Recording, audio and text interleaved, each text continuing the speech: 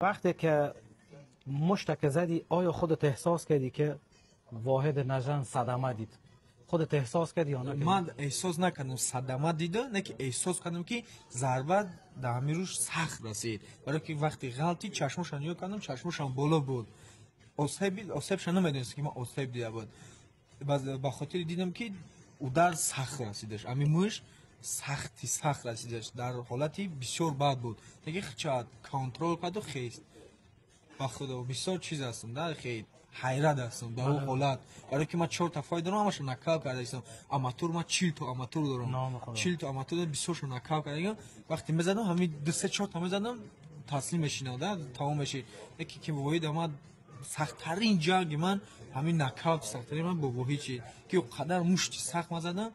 با خدا من واحد دیدم کنترل شد که من سخت چگون کرد، یکی با کنترل خیزوند شروع کرد. من بسیار شوک هستم تا حاضر. در فایت های دیگه خود 3 تا 4 تا میزدم نفری استاد میکرد، خیلی چرا دیگه استاد نکرد؟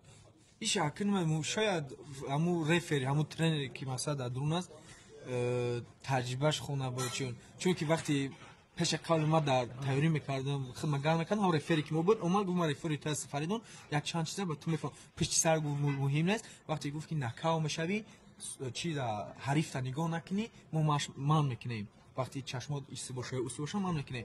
و وقتی وید من هم خیلی چیز کردم چشمش بالا بود، نه که من نکرد او حالا نه یا 10 رفیق دیگه بخدو من میکرد. بله نه که همه چیزی الله هست، نشکش الله هست، هر چیز ما چیزی خواستیم وای خواست او میشه.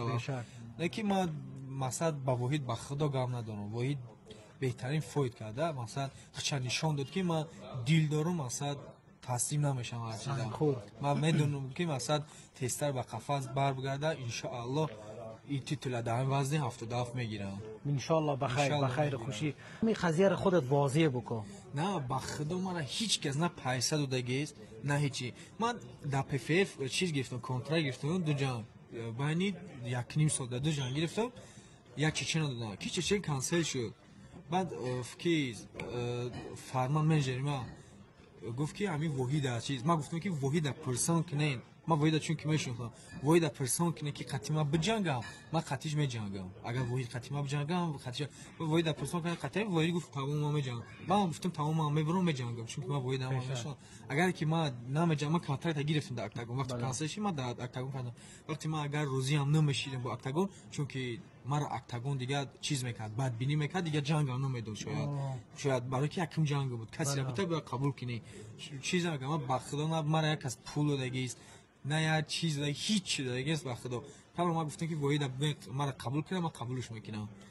واحد گفت که تمام ما قبول کردیم. گفتم من یک جنگ دوستانه با ما گپ زدم در اینستاگرام موندم استوریز کردم، گفتم جنگی ما یک جنگی برادر دلم نمیخواد جنگ که تشکیلات چیزا خاص مراقب نه که ما گفتم جنگی برادرم همه خیلی یک جنگ برادر شید. بعد جنگ دست گرفتم، همون خیلی برادر هستیم، همون یگون بدبینی و یگون دشمنی نیست.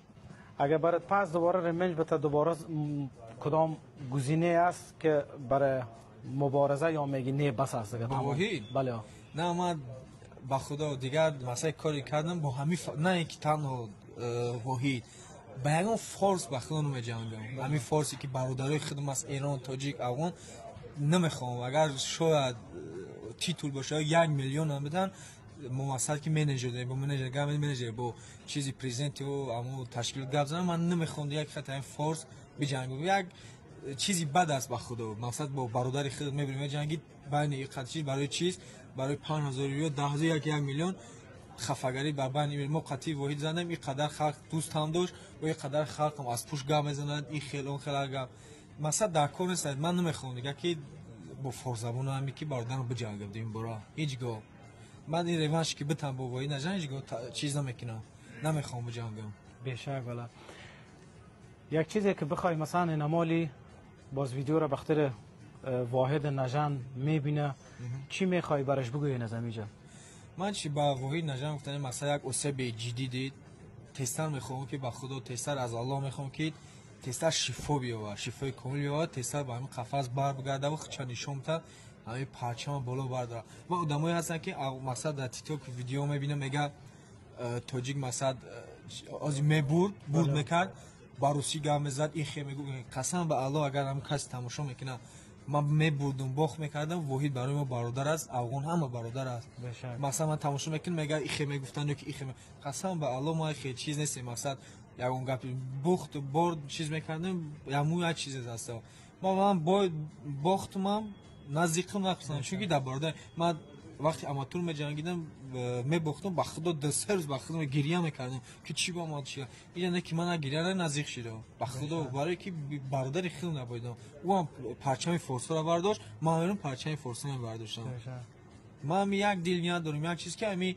فورس خمون به یک دل نیت خوب مثلا هم خمون به یک نوع ترور به یک چیز می‌نام مثلا کارکنی که یک چیزی یک بله یک چیزی خوب ریشم تخمونا نه که به چیزی بعد خونم یک تاریخ خوب بزرگان خوب داریم با خود تا حاضر مثلا مردمی با سوادیم خون اگر استفاده بریم بشک آیا در لحظه که در جریان مبارزه بودی مطمئن بودی که مسابقه را بردی یا فکر کردی که باختی در عین مسابقه در وقت مسابقه در فایت در وقت فایتی که جنگ میکردم ولی من که مثلا تیاری خوب میبینم برای مسابقه معلوم میشه تیاری خوب میبینم فقط با یک انرژی و با یک چیزی چی میبرم که مطمئن من 100% میزنم و نه اینکه که مثلا من باخت میکنم همون انرژی که پرقوت میبرم کسی باشه نباشه قطعی میجنگم چی اما خیلی این هموطن بود برادر با کم احساس چی داشتم